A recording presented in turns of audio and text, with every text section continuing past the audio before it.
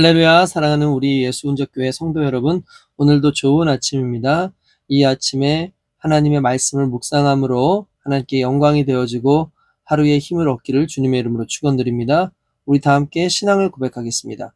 전능하사 천지를 창조하신 하나님 아버지를 내가 믿사오며 그 독생자 우리 주 예수 그리스도를 믿사오니 이는 성령으로 잉태하사 예언대로 처녀의 몸에서 나시고 나를 위하여 고난을 받으사 십자가에 못 박혀 죽으시고 장사한 지 사흘째에 죽은 자 가운데서 다시 살아나시며 하늘에 오르사 전능하신 하나님 우편에 앉아 계시다가 거기로부터 산자와 죽은 자를 심판하러 오시리라. 성령을 믿사오며 거룩한 공교회와 성도가 서로 교제하는 것과 죄를 사하여 주시는 것과 몸이 다시 사는 것과 영원히 사는 것을 믿사옵나이다.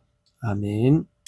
네, 오늘 하나님의 말씀은 누가복음 10장 우리 29절에서 37절까지의 말씀을 함께 보도록 하겠습니다.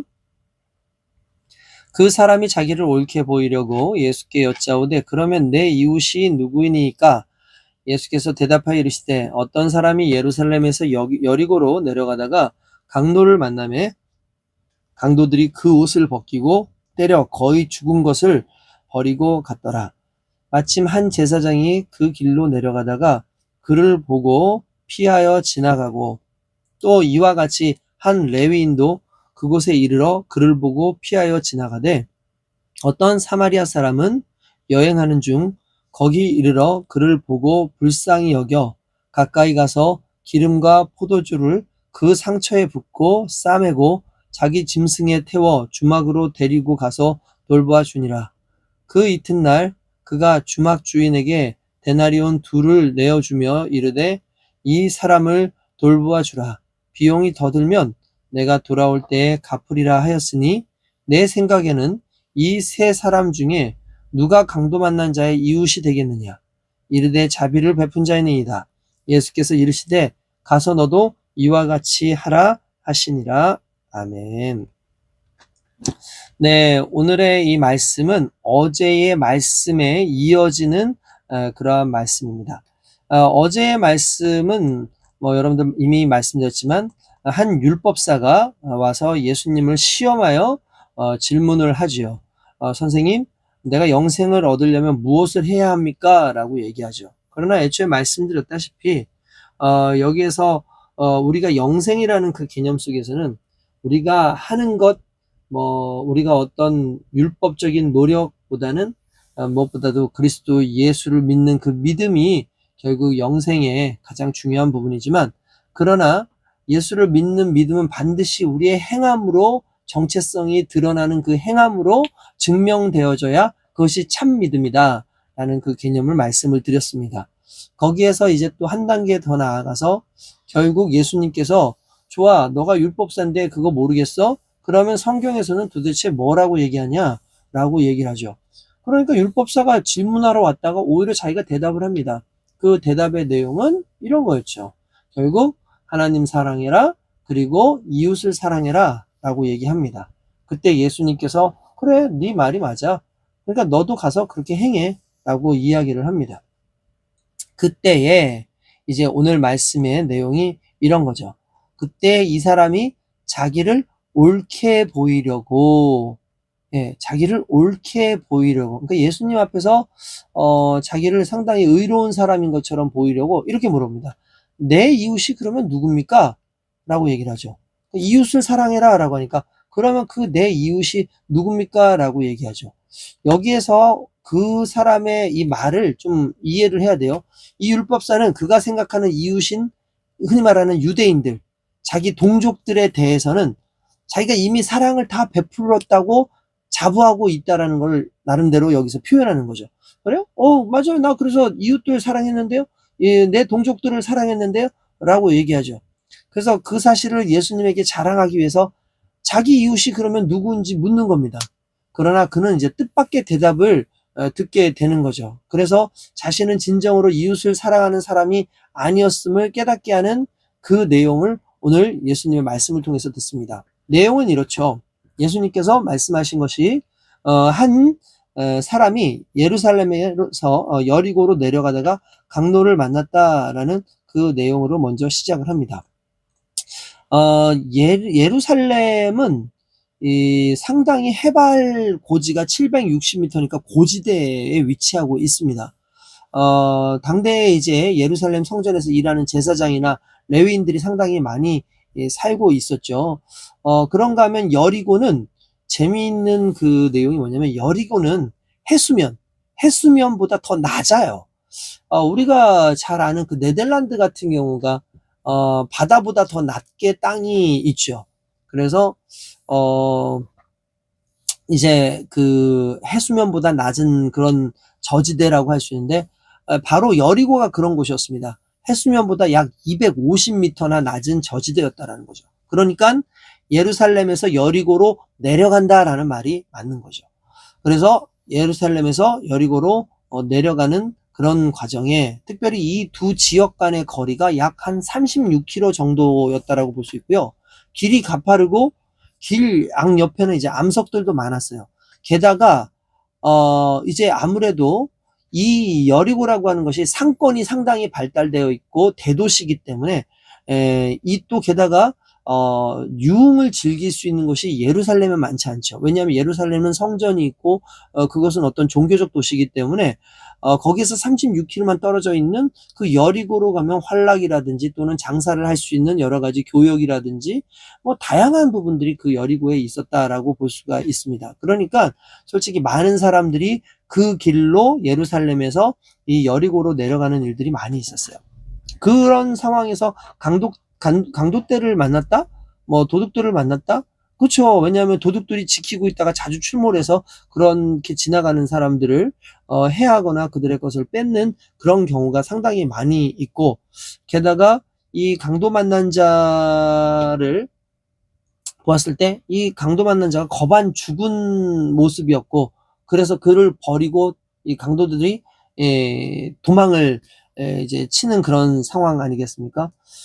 그때 아무래도 이제 예루살렘에서 이제 지나가는 제사장이나 레위인들이 상당히 많죠. 왜냐하면 말씀드렸지만 예루살렘이라는 곳 자체가 이미 제사장이나 또는 종교적인 어떤 활동을 하는 레위인들이 많이 지나가는 곳이기 때문에 그것은 뭐 당연한 부분이라고 할 수 있습니다.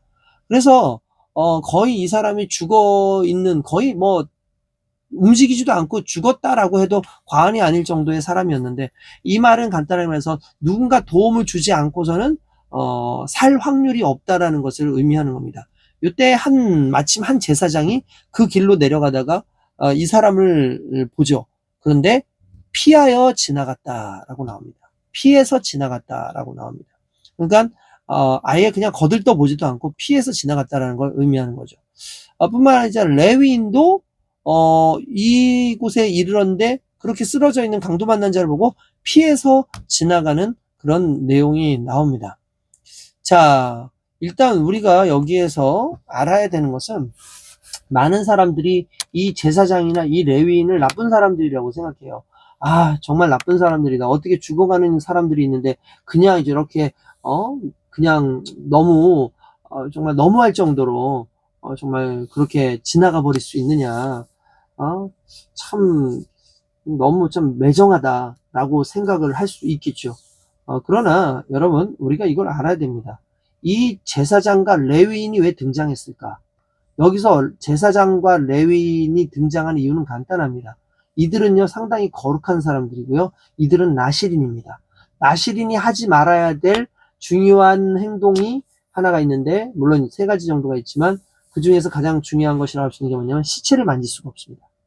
그러니까 지나갈 때 그 강도 만난 자가 이미 거의 죽었다, 죽은 것 같았다. 그러니까 그를 만약에 만졌는데 산 게 아니라 죽었다 그러면은 이 나실인으로서의 부정이 타는 거죠.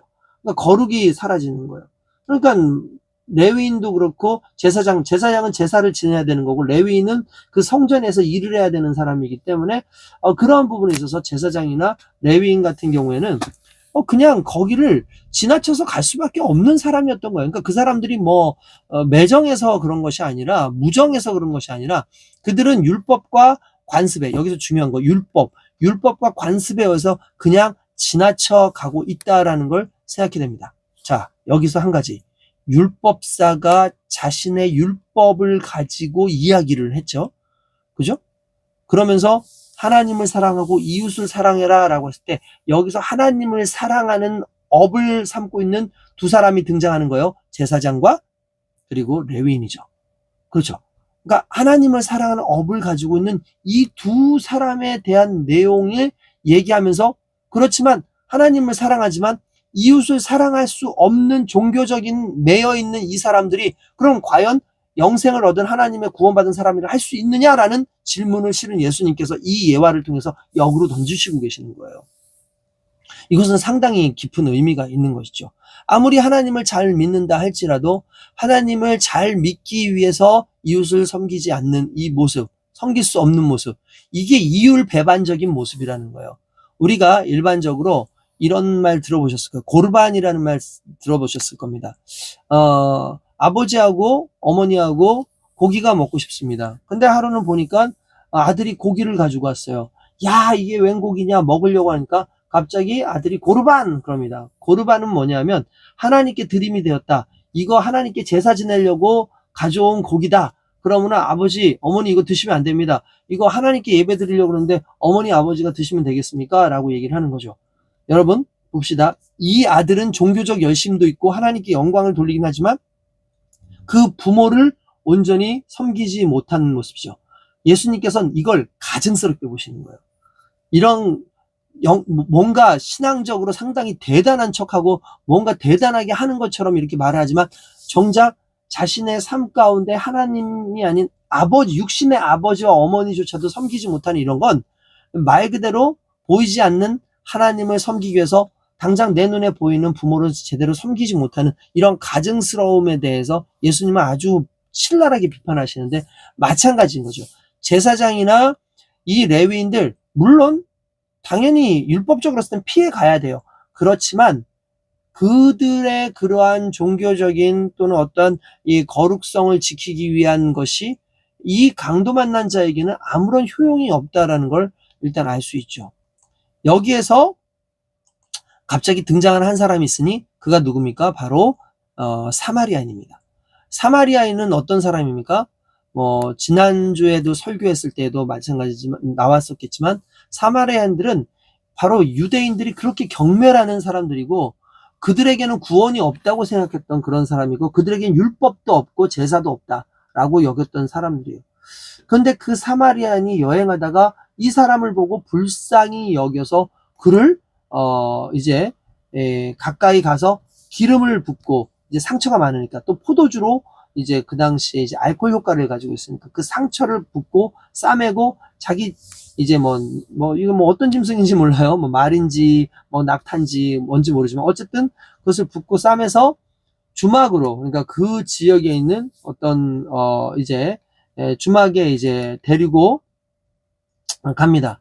그래서 그 주막에서 이제 그 사람을 돌보아주고 이튿날에 그가 주막 주인에게 데나리온 둘을 내어주면서 얘기를 하죠. 데나리온 둘이라는 것은 솔직히 이제 한 사람의 품삯이라고 볼 수가 있는데 그 데나리온 둘이니까 이틀치의 어떤 품삯이라고 볼 수 있는데 일단은 자기가 가지고 있는 것이 아마 이 정도가 아니었던가라는 생각을 해봅니다. 그래서 이것을 주면서 돌보아 달라고 얘기하고, 만약에 비용이 더 든다면 내가 돌아올 때 반드시 다시 갚겠습니다라고 이야기를 합니다. 이때 예수님께서 말씀하시죠.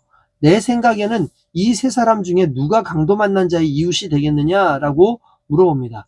여기에서 중요한 것은 누가 강도 만난 자의 이웃이냐라는 이 개념 속에서 적어도 누가 주체냐면 이 강도 만난 자예요. 강도 만난 자. 그러니까 강도 만난 자에게서 이웃은 흔히 말하는 그 제사장이나 레위인 같은 종교인이나 그러한 거룩을 따는 것이 아니라 사마리아인이라 할지라도, 부정한 사람이라 할지라도 정작 이 사람에게 목숨을, 그러니까 부정한 사람이니까 솔직히 그것에 대해서 개의치 않고 구원하잖아요. 구하고 있는 이 사람이 결국 이 강도 만난 자의 이웃이다라는 거죠. 그러니까 결국 여러분 이런 겁니다. 강도 만난 자의 이웃. 그러니까 그 레위인이 나쁘다는 게 아니에요. 이 제사장이 나쁘다는 게 아니에요. 적어도 강도 만난 자에게 있어서 진정한 이웃은 이 사마리아인 아니야 라고 이야기를 하는 거죠. 이 속에 어마어마한 진리가 들어있는 겁니다. 그러니까 어떻게 보면 이 율법사는 평소에 자기의 동족들만, 유대인들만 섬기고 그들에게 잘해주고 그들에게 사랑을 베풀었는지 모르겠지만 그 사랑의 범위가 예수님께서는 사마리아인들, 그리고 율법이 아닌, 율법이 없고 어떠한 종교적 어떤 그런 부분이 없다 할지라도 정말 율법을 거스르는 한이 있더라도 그 죽어가는 영혼, 한 영혼을 살릴 수 있는 그 진정한 그 한 사람, 그 사람이 사마리아인이든 또는 어떤 사람이든 상관없이 죽어가는 그에게는 결국은 사마리아인이 진정한 이웃인 거죠. 여러분 보십시오. 이 죽어가는 사람이 유대인인지 사마리아인인지 잘 모릅니다. 근데 그가 유대인이라고 한다면 같은 동족이었던 제사장과 레위인도 지나쳐가지만 오히려 사마리아인은 그를 불쌍히 여겨서 구원했다라는 그 사실 앞에서, 이 사람 앞에서는 종교도 의미가 없고, 간단하면서 그 어떠한 이 레위인이나 그들의 어떤 거룩성도 의미가 없는 거예요. 결국 자기를 살려줄 수 있는 사람, 가리지 않고 살려줄 수 있는 그 넓은 포용적인 그 사랑을 할 수 있는 그 사람이 진정한 사랑이고, 그 사람이 곧 이웃이고, 그 사람이 정말 영생을 얻을 만한 선을 행하는 사람이라고 볼 수가 있는 것이죠. 그러니까 갑자기 예수님께서 또 37절에 이렇게 물어보니까 그 사람이 누가 이웃이냐 라고 하더니 자비를 베푼 사람, 그 사마리아 사람입니다. 그러니까 예수님께서 이렇게 하죠. 그럼 너도 이와 같이 하라. 무슨 말입니까?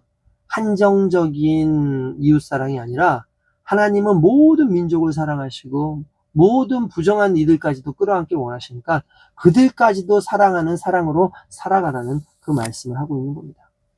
오늘 이 선한 사마리아인의 그 비유는 단순한 어떤 착한 일 하나 한 것으로 이야기를 하고자 하는 것이 아니라 이제 진정한 이웃이 누구냐, 우리가 섬겨야 될 이웃이라는 건 어떤 내가 마음에 들고 내 동족이고 내게 어떤 합당하고 어떤 종교적인 어떤 틀 안에 있는 사람이 아니라 하나님이 보시기에 모든 사람이 다 강도 만난 자이고, 또한 그들에게 또 함께 할 수 있는 모든 사람들은 결과적으로 이제 사마리아인이라 할지라도 그 모든 곳에서 정말 이웃으로서 이제 인정받을 수 있을 것이다라는 것을 또 이야기를 하는 거죠.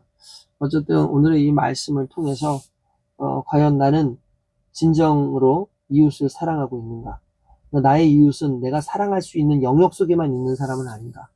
그 이상을 벗어나는 사람은 아닌가? 라고 보는 거죠. 이러한 부분들을 한번 깊이 좀 생각해보는 하루가 되길 원합니다. 거룩하신 아버지 하나님 감사합니다. 진정한 이웃이 누구인지를 바라보게 됩니다. 종교에 매이고 또한 관습에 매이고 율법에 매여서 그 이상 벗어나지 못하는 그러한 이웃사랑의 모습이 있다고 한다면 이것을 충분히 벗어날 수 있는 관용적인 하나님 사랑의 그 중심을 깨닫는 우리가 되어질 수 있도록 인도하여 주시옵소서. 감사하고 예수님의 이름으로 기도드리옵나이다. 아멘. 할렐루야. 오늘 하루도 승리하시기 바랍니다.